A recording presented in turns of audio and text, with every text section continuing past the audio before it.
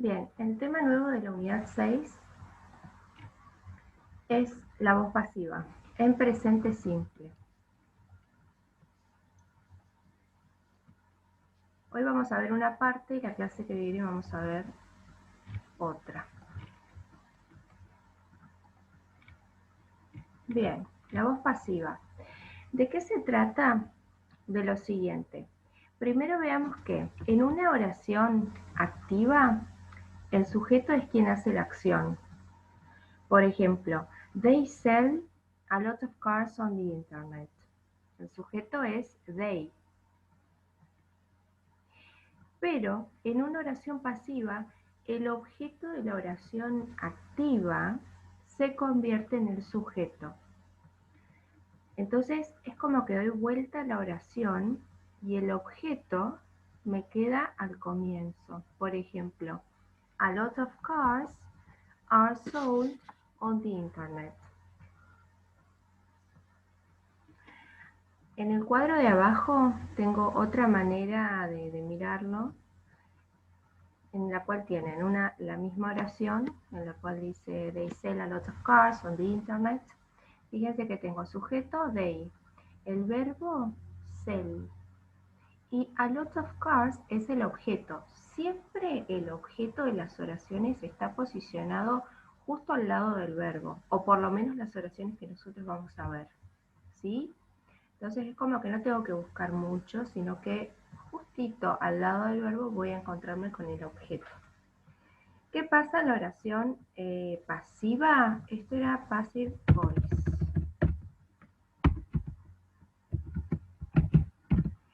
Bueno, el objeto pasa a ser el sujeto de la oración, entonces me va a quedar algo así como a lot of cars, que era el objeto, pero ahora va a ser el sujeto.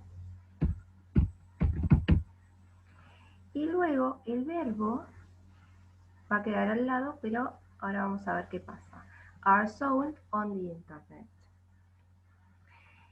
Fíjense que el sujeto no está escrito en la oración de la voz pasiva porque no es importante. Lo que importa en la voz pasiva siempre es el objeto. Por eso es que se hace foco y se lo posiciona al comienzo de la oración.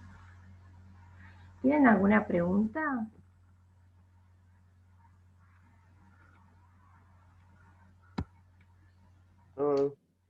Bueno, y veamos qué otras cosas tengo que tener en cuenta. Nosotros vamos a ver por ahora oraciones afirmativas y negativas. Entonces, ¿qué tengo que tener en cuenta? La regla gramatical, ¿cómo formular una oración en voz pasiva? Bueno, ya saben, necesito el sujeto, que en realidad es el objeto de cualquier otra oración en voz activa, seguido del verbo to be, es decir, is, are, isn't o aren't, seguido de un pasado participio. Esa es la regla, ¿sí? Si la quieren más corta, pueden acordarse que siempre necesito verbo to be y pasado participio. ¿Se acuerdan que los pasados participios son los de la tercera columna? Entonces, fíjense que acá tengo these cars are made, acá tengo el verbo to be en presente simple, el verbo en pasado participio in the USA. O no sé, acá hay otro. Oranges are grown in Canada. Aren't, dice. ¿Por qué? Porque aren't está negado, es también una oración en presente, ¿sí? Y grown es un verbo en pasado participio. Quiere decir que no son cultivadas o... Sí, cultivadas en Canadá. Entonces, esta es la regla general que me tengo que acordar. Ahora tengo algo más para saber, que es que si yo quiero incluir a la gente, es decir, a la persona o la cosa que realiza la acción, en la oración pasiva, debo introducirlo con la palabra by, ¿sí?